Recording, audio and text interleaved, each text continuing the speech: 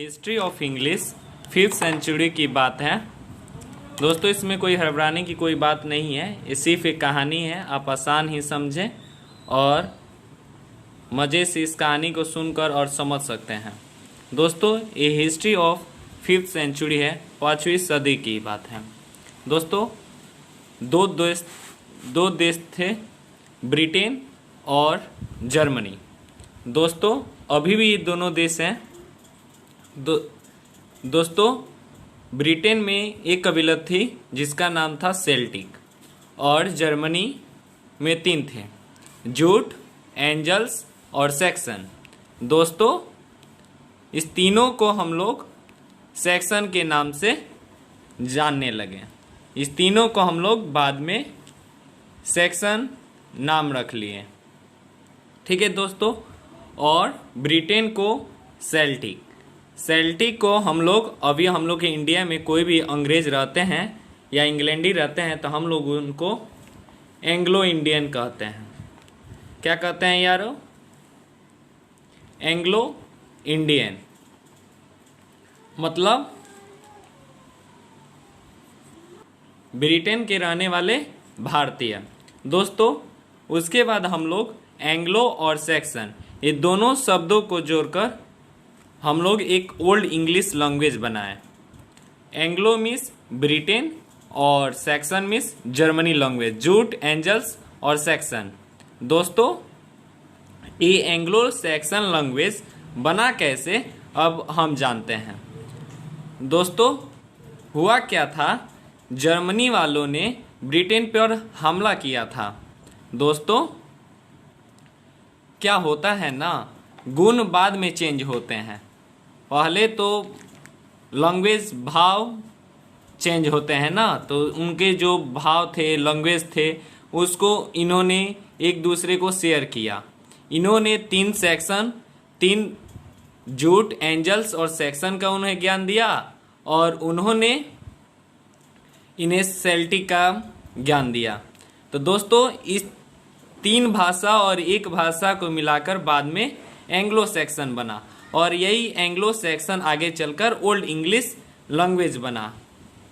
दोस्तों बाद में क्या हुआ, स्कैंडिनेवियन कंट्रीज आए, जैसे नॉर्वे, स्वीडन और डेनमार्क। इन तीनों देश के भाषा थे लैटिन, स्पेनिश और फ्रेंच। दोस्तों इन्होंने क्या किया, इन तीनों ने भी वही काम किया जो जर्मनी ने किया। इन तीनों ने भी ब्रिटेन पर हमला किया, और ये तीनों ने उन्हें अपना अपना ज्ञान देना शुरू कर दिया। इन्होंने लैटिन, स्पेनिश और फ्रेंच इस तीनों भाषा को ब्रिटेन को धरा दिया, और ब्रिटेन वालों ने इन्हें एंग्लो और सैक्सन इस दोनों लैंग्वेज को उन्हें ज्ञान दे दिया। आगे क्या हुआ, इस 3 और 2 पाँचों भाषा को मिलाकर आगे एक बना एंग्लिश, ANGLISC, एंग्लिश बना, और उसके बाद एंग्लिश शब्द बना, और एंग्लिश से ही इंग्लिश शब्द बना जो अब तक चल रहा है। दोस्तों अब हम जानेंगे इंग्लिश होता क्या है और फादर ऑफ इंग्लिश कौन है। दोस्त अब जानेंगे व्हाट इज इंग्लिश। इंग्लिश क्या है? English is a global language which is spoken all over the world. दोस्तों अंग्रेजी वह भाषा है जो पूरे संसार में बोली जाती है, या English is the first international language of the world. अंग्रेजी दुनिया की सर्वप्रथम अंतर्राष्ट्रीय भाषा है। English is a foreigner language, अंग्रेजी विदेशी भाषा है।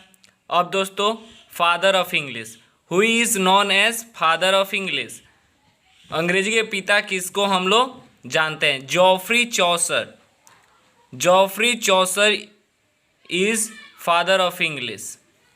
जॉफ्री चौसर कौन थे यार दोस्तों?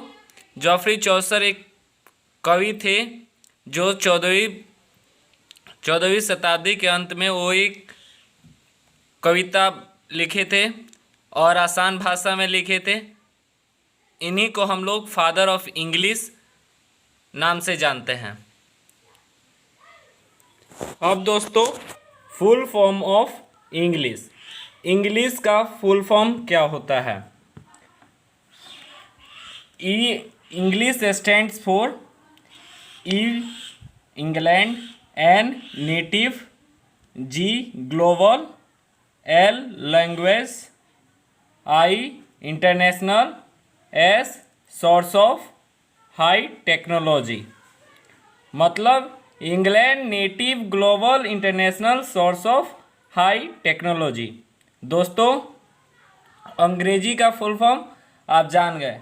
दोस्तों इस वीडियो को आपको अच्छा लगे तो ज़रूर मेरे वीडियो को सब्सक्राइब करें और एजुकेशन के नाम पर मेरे वीडियो को लाइक शेयर ज़रूर करें।